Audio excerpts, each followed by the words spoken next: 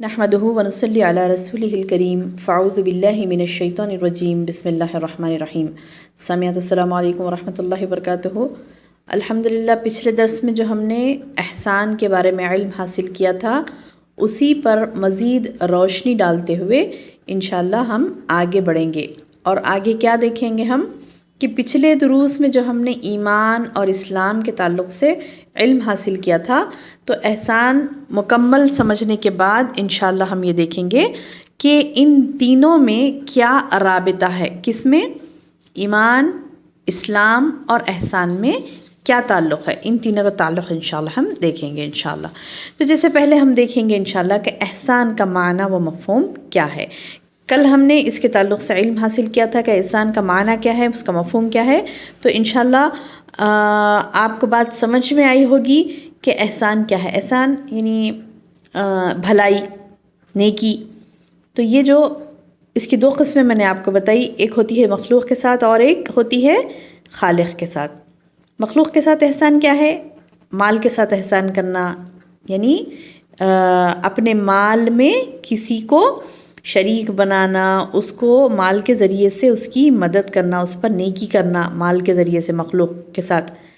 اور عزت و جاہ کے ساتھ، یعنی عزت و جاہ کے ساتھ کسی پر احسان کرنا، یعنی ایسا احسان کرنا کہ آپ اسے عزت دے رہے ہیں یا اس کی عزت کی حفاظت کر رہے ہیں۔ یا پھر علم کے ساتھ احسان کیسے ہوتا ہے کہ آپ اپنے علم کو بانٹ رہی ہیں، آپ کے جو معلومات ہیں، آپ کو جو اللہ پاک نے جو شرح صدر کیا ہے، آپ کو علم آیا اللہ تعالیٰ کا، اس علم کو آپ لوگوں کے ساتھ شیئر کر رہی ہیں، کسی کو بتا رہی ہیں، تو یہ کیا ہے؟ نیکی ہے۔ اور آپ خود علم میں اضافہ کر رہی ہیں تو یہ کیا ہے؟ احسان ہے، نیکی ہے۔ یہ علم کے ساتھ احسان۔ بدن کے ساتھ احسان کیا ہوتا ہے کہ انسان اپنے اعضاء و جوارح سے کسی کی خدمت کرتا ہے، کسی کے لیے کوئی اٹھ ٹھہرتا ہے، کسی کی عزت بچانے کے لیے، کسی کی مدد کے لیے اپنے اعضاء و جوارح کو استعمال کرتا ہے، تو یہ ہے بدن کے ساتھ احسان کرنا۔ اب یہ احسان، مخلوق کے ساتھ احسان میں یہ چار چیزیں ہم نے بتائی تھی آپ کو، اور خالق کے ساتھ احسان، سبحان اللہ، یہ تو بہت ہی سمجھنے والی بات ہے، یعنی خالق کی عبادت میں احسان۔ اس کا میں نے پہلا مرتبہ آپ کو بتایا تھا مشاہدہ، جو کہ بلند ترین مرتبوں میں سے ہے مشاہدہ، کہ تم اللہ کی بندگی ایسے کرو گویا تم اللہ کو دیکھ رہے ہو۔ تو یہ بلند ترین مرتبہ ہے، اللہ ہم سب کو عطا کرے یہ مرتبہ، آمین یا رب۔ اور دوسرا میں نے آپ کو بتایا تھا کہ اگر یہ تصور قائم نہیں ہو سکتا تو یہ بات کو تصور کرو کہ وہ تمہیں دیکھ رہا ہے۔ اب انشاءاللہ احسان کی ہم دلیل دیکھتے ہیں۔ یہ احسان کے بارے میں ہم نے علم حاصل کیا تھا پچھلے درس میں، اور آج انشاءاللہ ہم احسان کی دلیل کیسے دیکھیں گے۔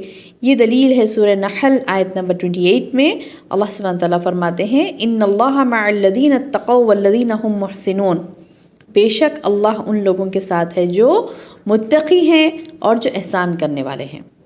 ان اللہ، بے شک اللہ، مع الذین، ان لوگوں کے ساتھ ہے جو اتقوا، جو تقوی اختیار کرتے ہیں، والذین هم محسنون، اور جو احسان کرتے ہیں، نیکی کرتے ہیں۔ یہ سورہ نحل کی آیت میں اللہ تعالیٰ نے بتایا محسنون، جو احسان کرنے والے ہیں۔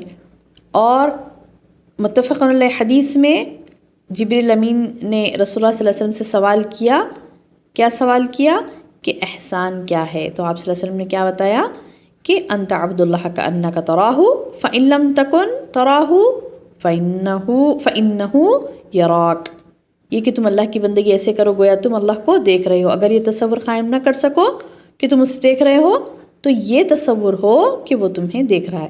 اب یہ سورہ نحل کی آیت نمبر 128 سے اور متفق علیہ حدیث سے یہ ثابت ہوا کہ احسان ہے، یعنی احسان اسلام میں داخل ہے، کہ اللہ سبحانہ وتعالیٰ نے احسان کے بارے میں ہمیں علم دیا ہے قرآن حدیث کے ذریعے سے۔ اب انشاءاللہ ہم یہ دیکھیں گے کہ اسلام، ایمان اور احسان کے درمیان میں کیا تعلق ہے۔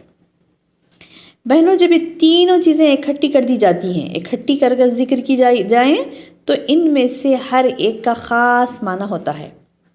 یعنی اسلام سے مقصود کیا ہے؟ ظاہری اعمال ہوتے ہیں، یعنی جو ظاہر ہوتے ہیں ہمارے اعمال، ایمان سے مقصود کیا ہے؟ غیبی امور پر ایمان ہوتا ہے ہمارا. اور احسان سے مقصود کیا ہے؟ دین کے اعلیٰ ترین درجات ہیں یہ احسان.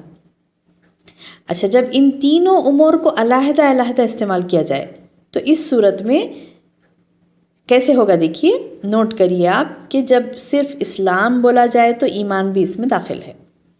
یعنی ہم یہ کہتے ہیں کہ تم اسلام لاؤ تو اس کا مطلب اس میں ایمان بھی داخل ہے. دوسری چیز، جب صرف ایمان بولا جائے یعنی ایمان یعنی آپ یہ کہتے ہیں کہ تم ایمان لاؤ تو اس میں اسلام بھی داخل ہو جاتا ہے، کیونکہ ایمان جب تک مکمل نہیں ہوتا جب تک آپ ظاہری طور پر اسے یعنی تسلیم نہیں کرتے، اپنے اعضاء و جوارح سے اسے ثابت نہیں کرتے، تو جب تک وہ ایمان مکمل نہیں ہوتا. تو جب صرف ایمان بولا جائے تو اسلام بھی اس میں داخل ہے. اور پہلے میں نے آپ کو بتایا تھا کہ جب صرف اسلام بولا جائے تو اس میں ایمان داخل ہے. اور دوسری بات، صرف ایمان بولا جائے تو اس میں اسلام داخل ہے. لیکن جب صرف احسان بولا جائے تو اس میں ایمان اور اسلام دونوں داخل ہوتے ہیں. یہ آخری پوائنٹ ہے، یہ لاسٹ پوائنٹ ہے کہ نوٹ کریے گا، جب صرف احسان بولا جائے تو اس میں ایمان اور اسلام دونوں بھی داخل ہوتے ہیں. شاید اب آپ کو بات اچھی طرح سے سمجھ میں آئی ہوگی. جب میں نے ایمان، اسلام اور احسان کے درمیان تعلق بتایا تو انشاءاللہ اور اچھی طرح سے ہمیں بات سمجھ میں آ جائے گی انشاءاللہ. اس کو اچھی طرح سے سمجھیے اور اس میں کیا تعلق ہے، اسلام کیا ہے، ایمان کیا ہے، احسان کیا ہے، انشاءاللہ اس سے اچھی طرح ذہن نشین کر لیجئے. ذہن نشین کرنے کے لیے میں نے ایک پوائنٹ آپ کو اس سے پہلے بھی بتایا تھا کہ آپ کسی اور کو بھی سنائیں، اپنے بچوں کو، اپنے بڑوں کو، کسی کو بھی سکھائیں. یہ چیز جب آپ سکھائیں گی تو انشاءاللہ آپ کو ہمیشہ کے لیے یاد ہو جائے گی. اللہ تعالیٰ سے دعا ہے کہ اللہ تعالیٰ ہمیں اللہ کی پیاری پیاری باتوں کو یاد کرنے اور اسے سننے اور سمجھنے کی توفیق دے. آمین یا رب. السلام علیکم ورحمۃ اللہ وبرکاتہ.